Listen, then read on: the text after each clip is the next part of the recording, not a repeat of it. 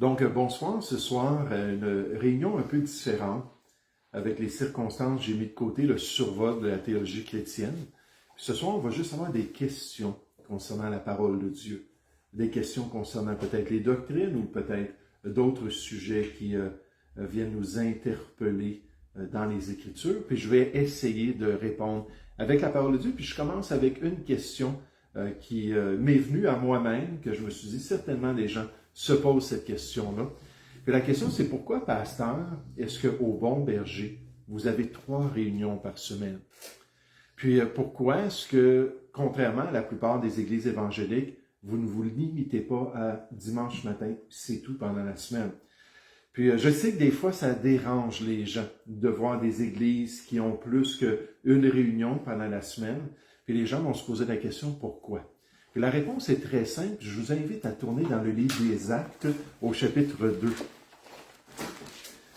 Puis la réponse à cette différence, on a parlé ce matin de différence dans les zones grises de la vie chrétienne, mais on pourrait dire que c'est une zone grise. Et la raison, c'est que Dieu donne la liberté chrétienne à l'Église. Il donne la liberté chrétienne. Il n'y a pas de passage dans la parole de Dieu où on nous dit « l'Église doit se rencontrer tant de fois par semaine ». En fait, le seul passage, ce serait ici dans Actes chapitre 2 où on nous parle d'une fréquence. On nous dit ça à partir du verset 45. « Ils vendaient leurs propriétés et leurs biens. Et ils en partageaient, on est dans Acte 2, verset 45, ils en partageaient le produit entre tous selon les besoins de chacun. » Donc, il y avait un contexte particulier à la Pentecôte. Des Juifs de la diaspora, de la dispersion, sont venus à Jérusalem pour adorer leur Dieu. Pierre s'est levé, il a prêché l'Évangile. C'était le fondement de l'Église chrétienne. Puis il y a 3000 personnes qui ont reçu Christ. Un peu plus loin, on nous parle de 5000 personnes qui s'étaient joints à l'Église de Jérusalem. À chaque jour, le verset 47, ça nous dit, à chaque jour, le Seigneur rajoutait à l'Église ceux qui étaient sauvés. Donc, il y avait une explosion de conversion, une explosion de personnes qui n'habitaient pas en Palestine, qui ne venaient pas de la terre promise, mais qui étaient là. Puis le contexte faisait en sorte que les personnes essayaient d'aider ces nouveaux chrétiens-là de toutes sortes de manières. Donc, en vendant leurs propriétés, leurs biens, puis en amenant ça pour prendre soin des besoins des gens. Acte chapitre 5 nous en parle avec Ananias et Saphira. Acte chapitre 6 avec l'installation des 7 diacres qui étaient là, remplis de l'esprit et de sagesse pour gérer cette distribution de nourriture parce que, malheureusement, il y avait du favoritisme envers certaines personnes, certaines veuves, ça faisait du trouble. Mais dans ce contexte-là, là, on nous présente une fréquence au verset 46. On nous dit, ils étaient chaque jour tous ensemble assidus au temple. Ils rompaient le pain dans les maisons, prenaient leur nourriture avec joie et simplicité de cœur, louant Dieu et trouvant grâce auprès de tout le peuple. Dans les Écritures, on ne nous dit pas, en tant qu'Église chrétienne, combien de fois se rencontrer durant la semaine. Puis pour certaines personnes, mais c'est le dimanche matin. C'est ça la responsabilité du chrétien. On se rencontre le dimanche matin et c'est très bien. C'est très bien si au moins dans les églises, il y avait des gens qui assistaient à tous les dimanches matins, on pourrait dire Amen puis se réjouir de cela. Malheureusement, on est rendu à une époque où même les dimanches matins, pour X raisons, les assistances sont très, très différentes d'un dimanche à l'autre. En tout cas, nous, au Bon Berger, c'est la réalité. Mais pourquoi ne pas faire plus que cela? Pour moi, quand j'ai connu le Seigneur, j'étais dans une église où on se rencontrait 4 fois par semaine. Donc, il y avait le dimanche matin à l'école du dimanche, ensuite la réunion principale, dimanche soir et mercredi. Et dans cette église-là, on avait appris que l'église, c'était central dans notre vie. Donc, on devait servir, on devait s'impliquer, puis on était là aux 4 réunions. C'était normal pour nous. En fait, quand on entendait parler d'églises qui se réunissaient une fois par semaine, c'était surtout l'Église catholique.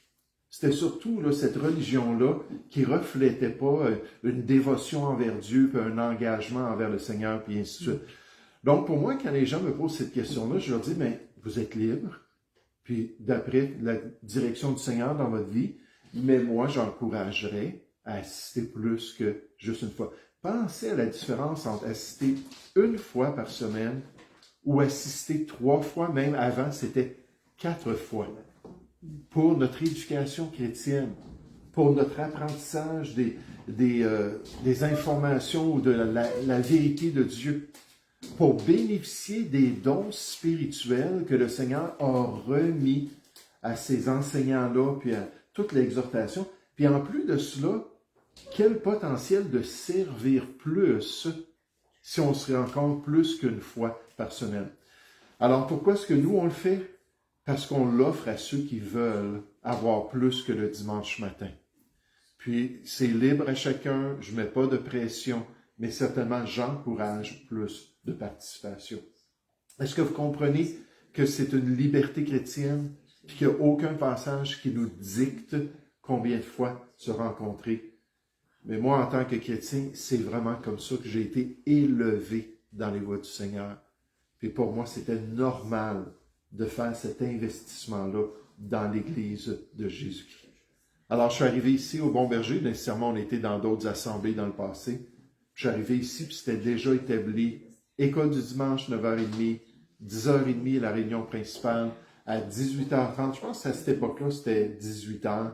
Puis après ça, 19h le mercredi. Mais pour moi, c'est juste quelque chose de normal. C'est libre à chacun. Que celui qui se rencontre 4 fois par semaine ne méprise point celui qui se rencontre une fois par semaine. Et celui qui se rencontre, comme on a vu dans Romains 14, une fois par semaine, ne juge point celui qui se rencontre 4 fois par semaine. On marche ensemble et on veut accomplir la volonté de Dieu. Donc, ce que je dis, c'est finalement, pour ceux qui le veulent, il y a plus qu'une réunion au Bon Berger pour l'édification de chacun.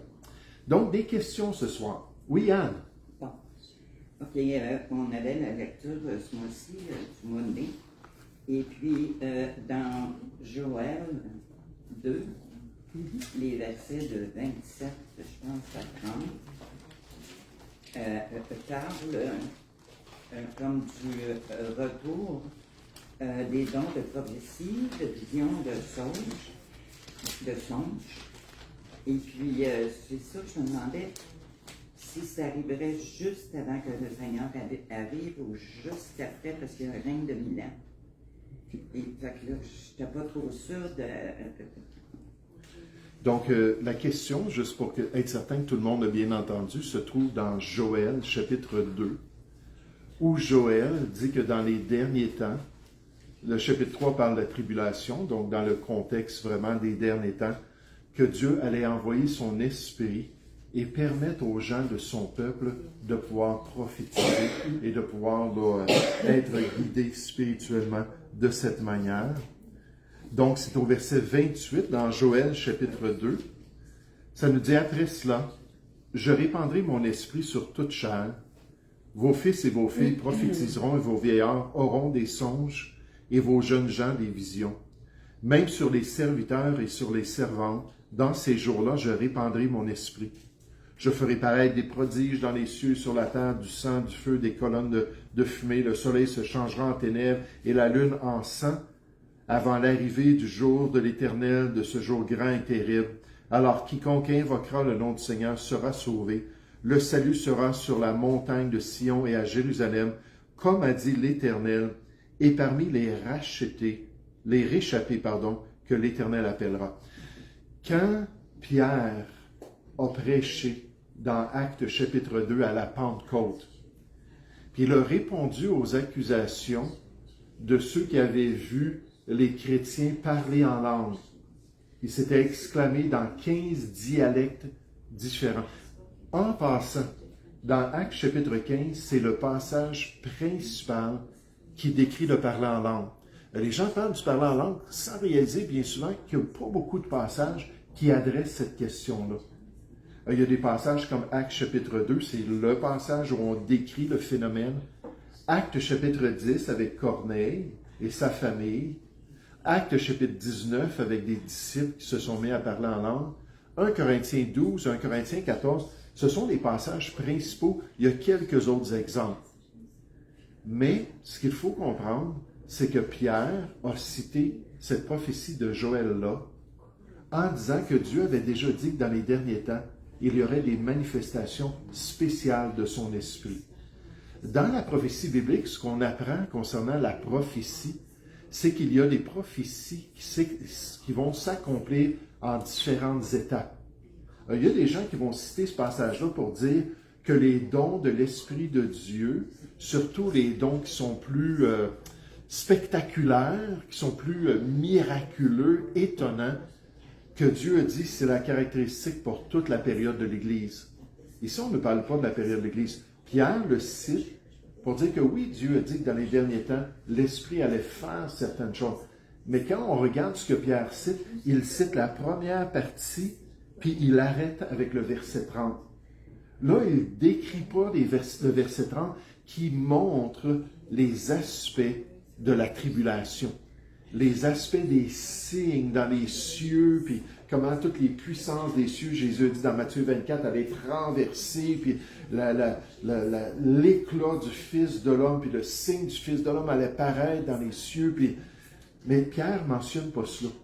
Parce que ça aussi, c'est un autre aspect de l'achèvement complet dans les derniers temps de la manifestation de l'Esprit. Alors, ce que Joël dit là, c'est qu'il prépare le chapitre 3 avec la venue du grand jour du Seigneur, qui est la tribulation. Mais il leur dit avant cela que déjà Dieu va se manifester d'une manière spéciale dans les derniers temps. Quand est-ce que ça commence, les derniers temps? Est-ce qu'il y a quelqu'un qui sait c'est quoi la période des derniers temps dans les Écritures? Quand ça commence puis quand ça termine? Oui, Anne? Je ne sais pas, souvent j'ai lu « Le temps est proche ». Le temps est proche? Oui. Léa? Pourrais-tu répéter la question? Oui, la période qu'on appelle les derniers temps. Ça commence, ça termine avec deux événements. La Ghanéenne, je pense que c'est le millénium. J'ai studié là-dessus. Puis d'autres, je ne me rappelle plus. Non, il n'y a pas de problème. Oui. La résurrection, l'enlèvement, puis la seconde venue de Christ. Non, pas tout à fait. Moi, c'est Oui. la construction du temple. Puis, quand l'Antichrist va s'asseoir dans le temple. Ce sont tous des événements des derniers temps, mais dans la séquence biblique, les derniers temps commencent avec la première venue de Jésus, puis terminent avec la seconde venue de Jésus. C'est dans cette période-là qu'on appelle les derniers temps. En d'autres mots, l'Église est dans les derniers temps. Il y a des passages dans le Nouveau Testament qui nous parlent qu'en ce moment, nous sommes dans les derniers temps, mais même Paul dit qu'il viendra un temps dans les derniers temps où ça va s'empirer. Les hommes ne supporteront pas la saine doctrine de Timothée 3, 4, bien sûr. Donc, ça va s'empirer jusqu'au retour glorieux de Jésus. Puis là, cette période-là va être complétée. Mais dans ces derniers temps-là, on va avoir la tribulation. Dans ces derniers temps-là, on va avoir l'établissement du temple, de l'Apocalypse, que l'Antéchrist va venir établir son règne, puis ainsi de suite. Plusieurs détails. Mais Joël nous dit, écoutez, il va y avoir des signes de l'Esprit de Dieu sur le peuple d'Israël, sur ceux qui connaissent le Seigneur. Puis il dit, là, ce que vous voyez à la Pentecôte, c'est un accomplissement partiel. Donc, il y a un autre accomplissement plus complet qui va venir quand on va être dans la tribulation. Puis là, tous ces signes-là, puis tout ce qui va se produire, ça va être une manifestation puissante, finalement, du changement. Alors que Dieu va établir un nouvel ordre mondial, puis ça va être le règne de Christ. Ça va être l'achèvement de cette période-là avec la venue du règne de Christ. Donc, pour te répondre, oui, Joël mentionne cela, mais ça ne s'est pas encore accompli dans sa totalité. Puis il y a souvent ça dans la prophétie où on nous met deux éléments d'une prophétie qui peuvent être des siècles, sinon des millénaires de séparation entre les deux éléments. Bon, on les présente en même temps. Puis la raison pour cela, c'est pour nous donner un survol de ce que Dieu allait faire dans les derniers temps. Comme vous dites, on était des siècles là, que il n'y en avait plus, le prophète. C'était bien écrit, là. Mais oui, les Juifs, ils n'écoutaient pas, ils écoutaient whatever. Puis c'est ça.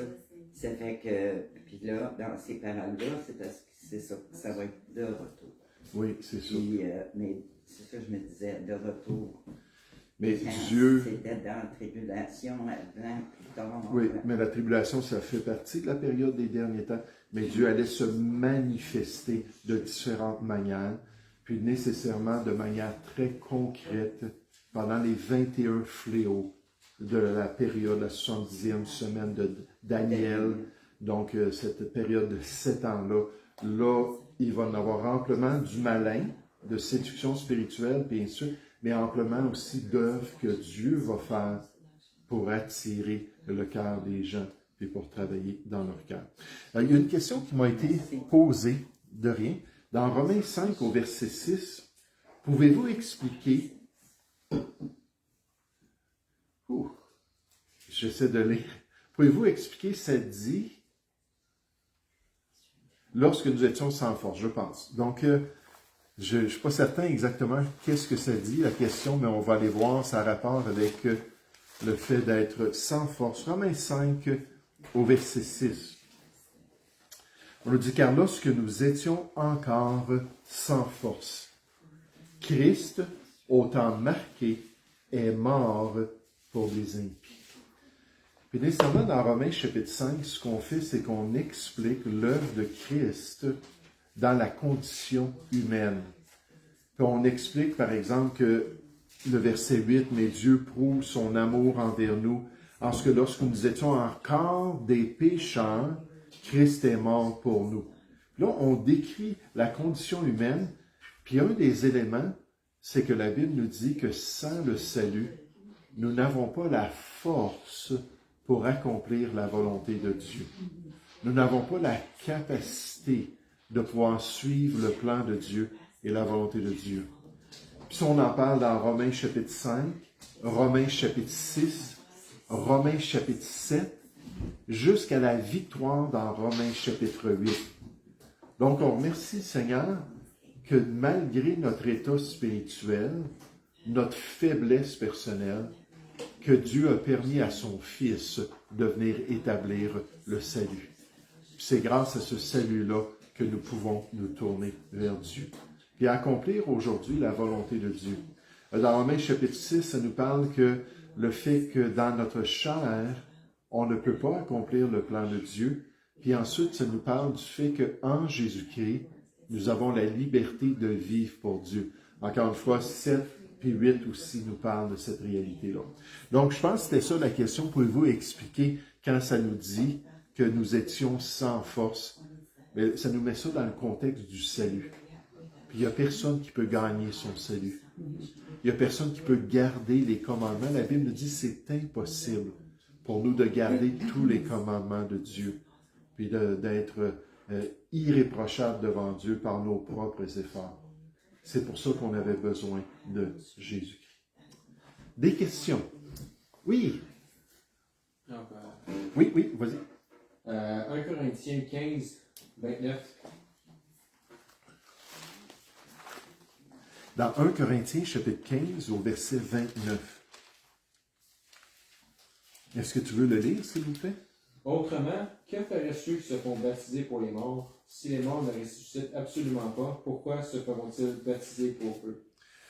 Donc, c'est un verset qui a été très difficile à comprendre pour bien des chrétiens, parce qu'on nous parle de se faire baptiser pour les morts. Est-ce que vous connaissez un groupe, une secte aujourd'hui, qui se font baptiser pour des morts? Oui. Les Mormons. Les Mormons, oui, c'est ça, exactement. Est-ce que vous savez pourquoi est-ce qu'ils se font baptiser pour les morts? Est-ce qu'il y a quelqu'un qui est au courant? Oui, Léa. Parce qu'ils pensent que ça va les sauver et les amener in heaven. Au ciel. Partiellement, eux, ce qu'ils croient, c'est qu'en se faisant baptiser, en passant, l'Église mormone a le plus grand système de généalogie au monde. Ils ont des gens qui travaillent à temps plein à compiler des généalogies de toutes sortes de dossiers à travers les nations pour pouvoir faire une généalogie complète et permettre à leurs membres de se faire baptiser pour les morts. L'idée, c'est que s'ils se font baptiser, je donnerai un exemple pour ta grand-mère. Donc, ils sont baptisés au nom de ta grand-mère. Ce qu'ils enseignent, c'est que ta grand-mère, dans l'au-delà, va pouvoir entendre l'Évangile, qu'elle n'a probablement pas entendu sur la terre. En entendant l'Évangile, elle va pouvoir faire un choix. Donc, pour eux, après la mort, c'est pas scellé, puis c'est pas réglé, comme la Bible nous dit. Après la mort vient le jugement. C'est trop tard. Dans Luc chapitre 16, on nous présente un gouffre entre Lazare et un homme riche. Puis tous les deux étaient morts. Un connaissait le Seigneur, puis est allé dans un endroit de repos qu'on appelle le Saint d'Abraham. Les Juifs voyaient toujours cette idée-là du Saint d'Abraham comme l'endroit de repos des âmes fidèles après la mort. Puis Jésus utilise cette image-là pour parler du Saint d'Abraham. Puis là, Lazare est allé, pas le Lazare de Jean chapitre 11, le frère de Marie puis Marc, un autre Lazare, un pauvre, puis lui, il est mort, puis il est allé dans ce repos-là. Puis l'homme riche est allé dans un lieu de tourment. Puis on nous dit qu'il y avait un gouffre entre ces deux divisions-là du séjour des morts, pour que ceux qui voudraient passer d'un côté à l'autre, moi je pense pas ceux qui étaient dans le repos voudraient passer dans le lieu de tourment. Ils pouvaient se voir, là, pour une raison ou une autre, Dieu permettait qu'ils se voient, mais certainement ceux qui étaient dans le lieu de tourment auraient bien voulu aller dans le repos. Mais ça dit que c'est un gouffre qui était impassable. C'était impossible d'aller d'un côté à l'autre. Ça, c'est la réalité après la mort. C'est scellé, c'est réglé. Mais les Mormons disent non, non. Nous, on croit Joseph Smith, le dernier prophète de Dieu, celui qui est venu remplacer l'œuvre de Jésus-Christ, ou compléter, ils vont dire, l'œuvre de Jésus-Christ, nous a révélé qu'on peut se faire baptiser basé sur ce verset-là. Qu'est-ce que ça veut dire, le baptême pour les morts? Il n'y a aucun passage des Écritures qui nous ordonne cela. Il n'y a aucun exemple des Écritures comme dans le livre des Actes, où on voit des gens se faire baptiser pour les morts. Dans les Épîtres de l'Église, il n'y a aucune instruction concernant ça, mais il y a une citation de personnes qui le faisaient qu'on retrouve ici. Et Paul parle de la résurrection, puis du fait que ça serait insensé pour ces gens-là de continuer à faire ça si ça n'existait pas. Moi, ce que je crois, puis j'ai toujours lu des théologiens qui croyaient la même chose, c'est que Paul parlait d'une pratique hérétique de groupes gnostiques du premier siècle. Puis il faut juste donner cet exemple-là parce que probablement que l'Église de Corinthe était au courant de leur pratique. Donc, il mentionne cela, mais on n'a, comme j'ai dit, aucun autre lien dans le Nouveau Testament. Donc, est-ce que nous, on va commencer à se faire baptiser pour les morts? Pas du tout. Ça ne fait pas partie des ordonnances de l'Église. Est-ce que ça répond un peu à ta question? Toi, est-ce que tu avais une suggestion? Non, je sais ce que ça veut pas dire. Ce que ça veut dire, c'est un peu plus ambigu. Là. Oui, c'est ça. Mais c'est peut-être une citation d'une réalité à l'époque qui faisait aucun sens si la croyance des philosophes, les sophos, ou les experts dans la philosophie grecque, si c'était vrai, on appelle ça des sophistes aujourd'hui, si c'était vrai, qu'ils disaient qu'il n'y en avait pas de résurrection. Alors pourquoi ce groupe-là pratique ça? Ça fait aucun sens de pratiquer cela. Donc, c'est un peu ma réponse à ces passages-là. Il y a des textes ambigus. Il y a des passages dans les Écritures où c'est plus difficile de savoir, parce qu'on ne donne pas d'explication, on ne rentre pas dans les détails.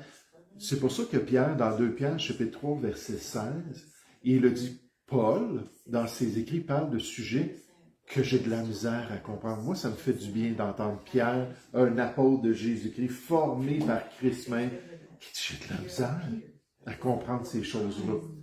Mais là, il dit, ce qui est dangereux avec ces textes plus difficiles, c'est que les gens qui sont mal affermis vont les prendre, vont tordre le sens de ce que le texte veut dire, puis là, vont attaquer les vérités claires de la parole de Dieu.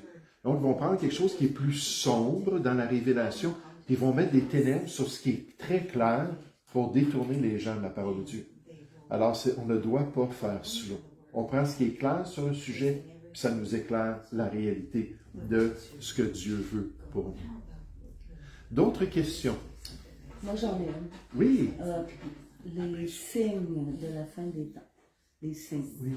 On dit souvent, comme chrétien, on ne doit pas se fonder notre vie sur des signes. Quand on écoute, il y a beaucoup de faux enseignants aussi sur Facebook, un peu partout, qui parlent nécessairement de tous ces signes-là, tous les cataclysmes, les fléaux qui arrivent présentement. Alors, comment un chrétien devrait se comporter? Quoi penser à travers Oui. tout ça? Donc, on parle des signes concernant les derniers temps. Puis moi, je pense de l'abus que les chrétiens font de ces signes-là. Parce que des passages comme le fameux discours sur la montagne du Seigneur Jésus nous parlent que dans les derniers temps, il y aurait des tremblements de terre, il y aurait des famines. On donne toutes sortes de descriptions de problèmes, des guerres, des bruits de guerre, des nations qui vont se lever contre d'autres nations. Nécessairement, on regarde les premiers chapitres de l'Apocalypse à partir du chapitre 6. Là, on commence à décrire les fléaux. Puis là, il y a toutes sortes de caractéristiques qui vont venir, la pauvreté, les problèmes au niveau de l'alimentation, les sources d'eau qui vont être affectées, les mers puis les océans qui ne sont plus capables de produire l'abondance de l'alimentation, bien sûr. Puis là, on prend ces choses-là, puis on vient les appliquer aujourd'hui à notre époque. Moi, j'aimerais vous dire que pour moi, je ne me fie pas à cela, parce que si on regarde les détails de ces passages prophétiques-là dans leur contexte, ça ne sera pas ce qu'on voit en ce moment. Moi, je pense qu'il y a quand même des indications qu'on peut voir avec, par exemple, la nation d'Israël. Dieu nous dit dans Zacharie chapitre 12 que dans les derniers temps, Israël, ça va être un poids pesant pour les nations du monde. Donc, on voit aujourd'hui que la nation d'Israël est détestée comme peu de temps avant, puis qu'il y a vraiment beaucoup d'efforts pour réussir à détruire Israël, bien sûr. Mais je vois cela, puis je mets ça avec le développement d'une, si on pourrait dire, une unité internationale pour gérer les nations du monde. Ça aussi, on voit ça, par exemple, dans Apocalypse chapitre 13. Puis il y a quand même des indications qu'on s'en va dans la bonne direction. Le nationalisme, c'est pas si important que ça. La souveraineté des pays, c'est plus la même chose. L'OMS, qui est rendu en charge de bien des nations au niveau de la santé, parce que l'OMS, c'est la branche de l'ONU pour la santé. Puis là, il y a le traité pandémie qui a été signé par le Canada et par peut-être 90 autres pays. Puis ce qu'ils ont dit à l'OMS, finalement, c'est « dites-nous quoi faire, puis on va suivre vos instructions ».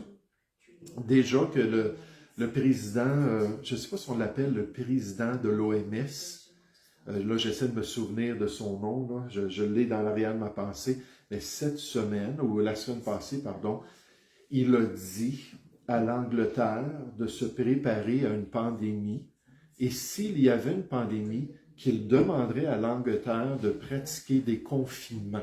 Comme on a eu, je pense, en 2021-2022, il y a eu une période de confinement.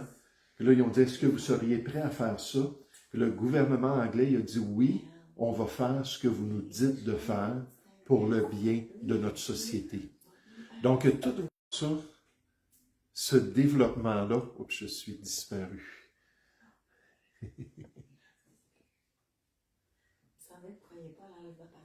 Non, c'est ça. Désolé, là, ça a changé de direction, puis j'ai pas le piton pour revenir de l'autre bord. Ah, je pense que oui. Ah, désolé. Je ne sais pas pourquoi ça a changé, j'ai parlé de l'OMS. Peut-être que Facebook n'a pas aimé ça. Mais c'est ça, donc, tous ces changements-là nous montrent qu'on s'en va vers les caractéristiques que Dieu décrit pour la tribulation, puis le règne de l'Antéchrist. Mais là, de regarder les détails, puis de dire, par exemple, qu'il y a une prophétie, j'essaie de me souvenir, c'est dans le psaume 38 ou 83, qui parle d'un peuple, Élam, qui va être détruit. Puis là, on nous dit, Élam, historiquement, c'est l'Iran aujourd'hui. Puis Dieu nous dit que l'Iran va être détruit dans les derniers temps. Et j'ai de la misère à voir ça dans le passage. Mais là, il y a toutes sortes de spéculations qu'il faut que l'Iran soit détruit avant que d'autres événements puissent venir. Donc Israël, ben, on s'attend qu'il va y avoir une attaque sur l'Iran et ainsi de suite. Ce que je dirais, c'est que beaucoup de ces textes bibliques-là, il faut les mettre dans le contexte de la tribulation et de l'intensité de la tribulation. Et même si ces choses-là sont en train peut-être de se placer, puis qu'on voit même des indications, on le sait, la Bible compare ça à une femme. Il y a 4 textes bibliques qui comparent les derniers temps aux douleurs de l'enfantement. Puis une femme pourrait nous dire, n'importe quelle femme qui a eu des enfants pourrait nous dire que les contractions, ça va en augmentant. Puis la rapidité des contractions, puis l'intensité des contractions, la durée des contractions, toutes ces choses-là. Fait que Dieu nous dit que peut-être qu'il y a des choses qui vont être moins fortes au début, mais ça va s'accélérer. Fait que c'est ça, il faut juste être prudent. Je pense que l'aspect prophétique, c'est un des aspects qui est le plus malmené dans la parole de Dieu, par certains croyants. Puis, tous les signes particuliers du discours de Christ et de la révélation que Jean a reçue dans l'Apocalypse, ça va se produire pendant la tribulation. Est-ce qu'il y a plus de tremblements de terre aujourd'hui? En 100 ans, il y a eu 500% d'augmentation de tremblements de terre, si on compare avec ce qu'on calculait dans le passé. Est-ce qu'il y a des famines dans ce monde? Est-ce qu'il y a des pestilences, des fois causées par l'homme? Mais oui, ce sont des réalités, mais il ne faut pas trop sauter aux conclusions qu'on est rendu dans la tribulation, puis ainsi de suite. C'est juste peut-être cas par cas, quand on entend des choses, on peut en parler ensemble, puis regarder les passages. Mais en gros, oui, il faut être prudent, parce qu'il y a des gens qui ne connaissent pas l'enseignement de la Bible sur les derniers temps, puis qui vont prendre des passages d'une manière singulière. La Bible dit qu'il ne faut pas faire, dans 2 Pierre 1 au verset 20, il ne faut pas interpréter de manière singulière la prophétie biblique. Parce que tout doit s'harmoniser.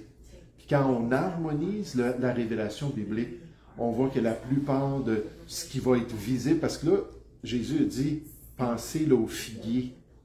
Puis quand vous voyez le figuier qui est en train de produire ses fruits, vous savez que c'est le temps là, de la récolte. Mais tout ça, il dit ça dans le contexte de la tribulation.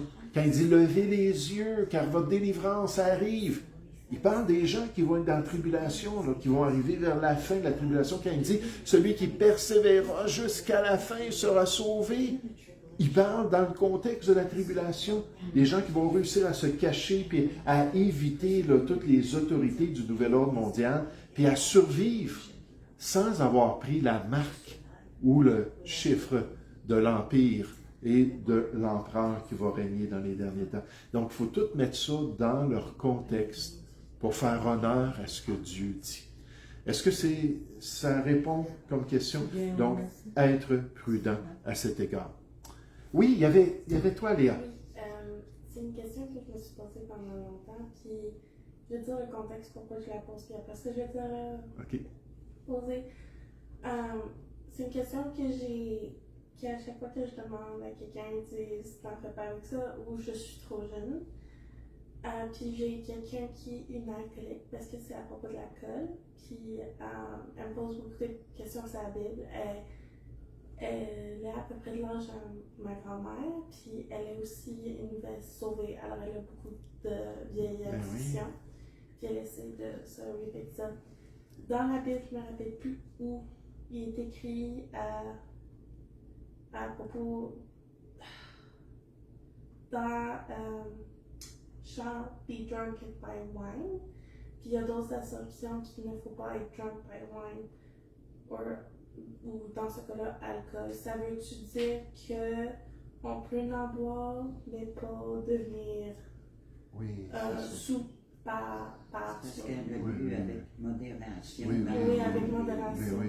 Alors, je me demandais avec ça. Ça, c'est toute une question. La question, c'est est-ce que la Bible enseigne la modération avec des passages comme Éphésiens 5, 18, qui nous dit « Ne vous enivrez point de vin, mais soyez plutôt remplis de l'Esprit de Dieu. » Puis, ou est-ce que finalement, c'est de s'abstenir totalement. Moi, ma position, ça a toujours été, ça fait 38 ans que je connais le Seigneur, ça fait 38 ans que je suis sobre. Puis dans les années avant d'être sauvé, j'avais un bar de disponible. Mon père, il avait son bar, puis moi et mes amis, non seulement on consommait de la drogue, mais on pouvait boire tout ce qu'on voulait. Puis donc j'ai beaucoup bu dans mon adolescence, puis en tant que jeune adulte. Là, j'ai connu le Seigneur, puis j'ai vu dans des passages des Écritures où la Bible nous parlait de la question du vin, des boissons fortes, mais elle présentait ça négativement. Par exemple, Proverbe chapitre 20 au verset 1. On nous dit « Le vin est moqueur et les boissons fortes sont tumultueuses. » Donc, dans la nature même de l'alcool, ça fait ressortir la méchanceté de notre cœur. Puis là, ça dit « Quiconque en fait excès n'est pas sage. » Malheureusement, Louis II, contrairement à la King James et à bien d'autres versions, a traduit ça de l'excès. Mais le mot utilisé, ça veut dire quiconque se fait tromper, mentir ou séduire par la nature qui vient d'être décrite par la boisson n'est pas sage. Ça ne parle pas d'excès. J'ai écrit un livre, là je ne l'ai pas dans la bibliothèque ici, sur l'abstinence, où je prends ces passages-là puis j'analyse comment les traducteurs ont géré les textes originaux dans l'Ancien Testament puis dans le Nouveau Testament. Puis nécessairement, c'est pas tout à fait beau. Les traducteurs n'ont pas été inspirés de Dieu. La Bible a été inspirée en hébreu, en araméen, puis en grec. Puis il faut étudier ces mots-là pour arriver à des conclusions. La plupart des chrétiens croient que la modération est permise par le Seigneur, basée sur des passages comme Éphésiens 5 au verset 18, qui nous parle de ne pas s'enivrer, parce que c'est de la débauche de s'enivrer, mais plutôt d'être rempli de l'Esprit de Dieu. Moi, ce que je dis, c'est que Dieu nous appelle à la sobriété et nous commande la sobriété à 5 reprises dans le Nouveau Testament. Et le mot sobre, dans sa première utilisation, vous pouvez prendre un dictionnaire biblique, tout ça, sa première utilisation, le mot parlait d'être sans alcool ou sans boisson, de ne pas avoir du tout de boisson. Donc, j'en fais pas un cas, parce que je sais que c'est tellement pas populaire comme position. Mais moi, personnellement, c'est ce que je pratique. Quand je tombe dans des passages comme 1 Pierre 5,8 qui nous dit « Soyez sobre, veillez, votre adversaire, le diable, rôde comme un lion rugissant, résistez-lui avec une foi ferme. » Puis là, on donne la description. Et là, je veux dire, bien, sobre, ultimement, la meilleure chose, ça serait de ne pas avoir rien qui affecte notre capacité de lutter spirituellement. Parce que ça dit « Soyez sobre, veillez. » Veiller, c'est être aux aguets. C'est d'être capable de regarder les contextes de notre vie, de surveiller les tentations, de surveiller les effets dans notre vie qui pourraient nous amener à être vulnérables au diable. Puis ça, c'est plus au niveau intellectuel, mais qu'est-ce qui nous affecte? Mais la sobriété. Si on n'a rien dans notre corps d'intoxicant, moi, je suis convaincu qu'on est beaucoup plus sécuritaire. Fait que ça, c'est des passages sur la sobriété. Puis il y a des passages dans l'Ancien Testament où on met une malédiction sur celui qui consomme la boisson. Puis qu'on présente même dans Proverbe chapitre 23, la boisson comme un serpent dangereux, un serpent venimeux qui attend juste l'occasion de nous mordre. Puis là, de nous faire tomber dans les excès, puis de nous faire tomber dans des pratiques qui déshonorent le Seigneur. Puis là, on parle de notre cœur, premièrement, qui commence à être perverti à l'intérieur. Puis après ça, notre corps, deuxièmement, qui commence à avoir tous les effets. On n'a plus le contrôle de nos sens. Mais Dieu voit le cœur. Moi, je pense que la boisson, même en modération, ça affecte notre cœur. On nous dit, des spécialistes nous disent que dès qu'on ressent l'effet de l'alcool dans notre corps, où on se sent plus à l'aise, où on est plus décontracté, puis ainsi de suite, que dès ce moment-là, notre cerveau est déjà affecté. Puis en fait, ce qui se produit, c'est que nos cellules du cerveau sont en train d'être détruites par l'alcool. Puis c'est alors que c'est détruit, puis là, quelqu'un va dire, oui, mais on a des trillions peut-être de cellules dans le cerveau, tout ça. Mais est-ce qu'on veut vraiment attaquer notre capacité de penser? Alors, il y a des chrétiens qui disent, je suis capable de gérer ça, je fais de la modération. Il n'y a aucun problème.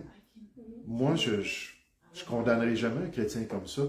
Mais moi, personnellement, j'interprète les passages à la lumière de différents contextes. Dans le livre, je parle du fait que tous les mots, comme yayin, 131 fois dans l'Ancien Testament, c'est le mot principal pour le vin dans l'Ancien Testament.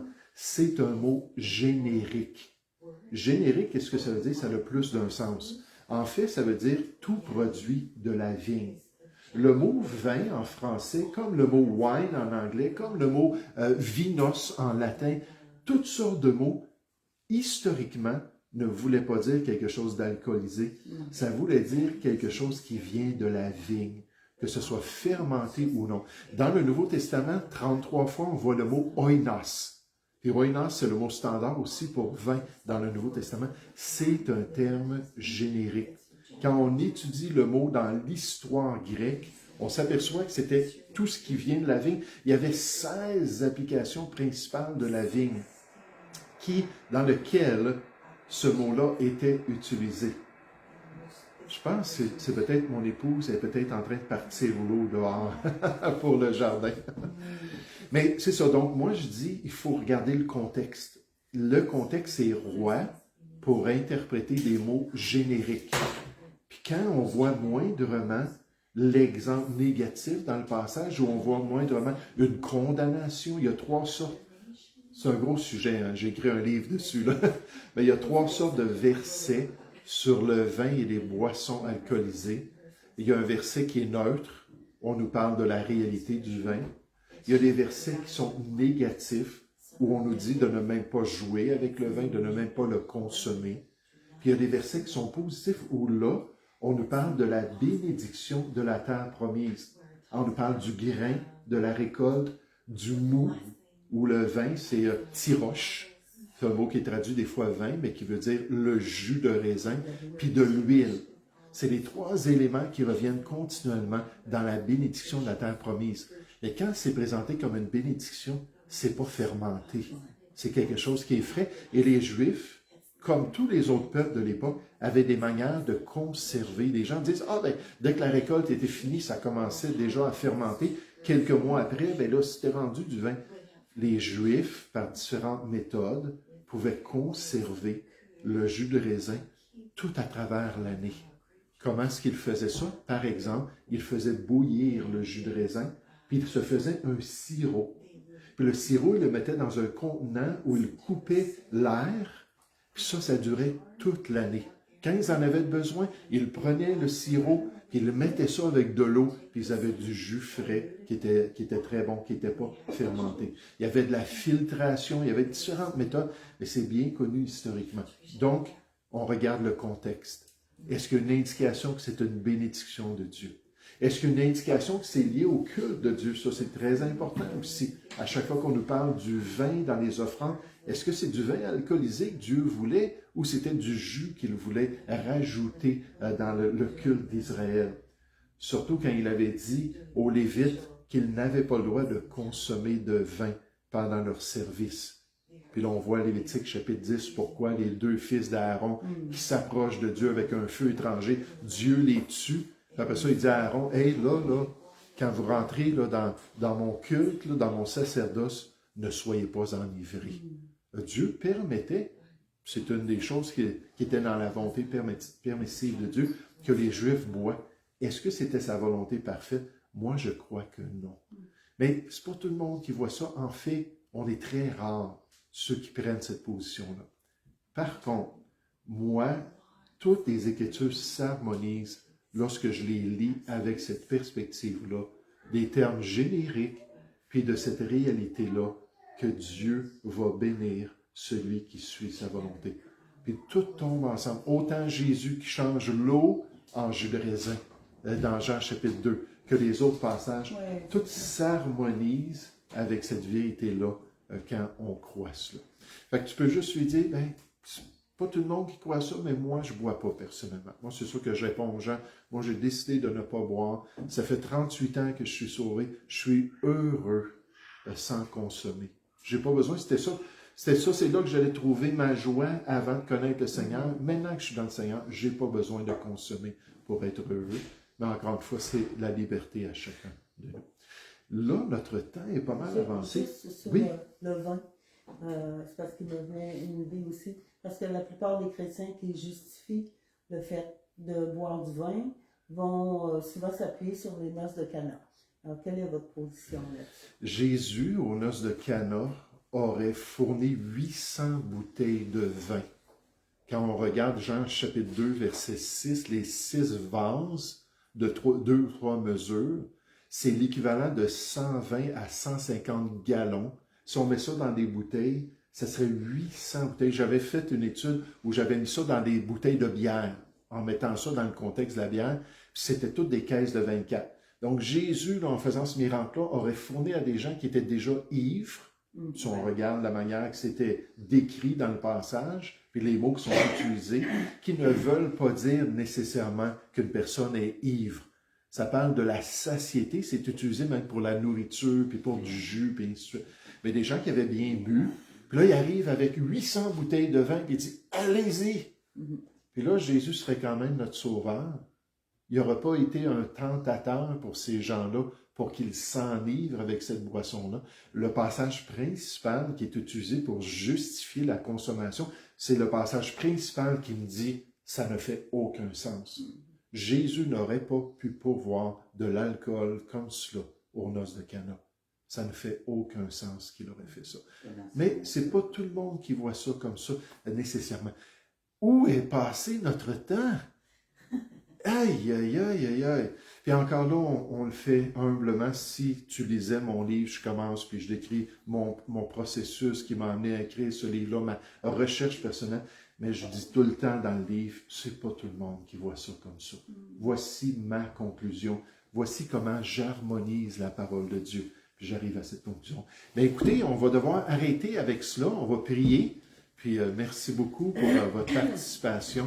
Puis moi, j'avais encore d'autres questions qui avaient été posées, mais ça sera pour une autre fois. On va prier ensemble.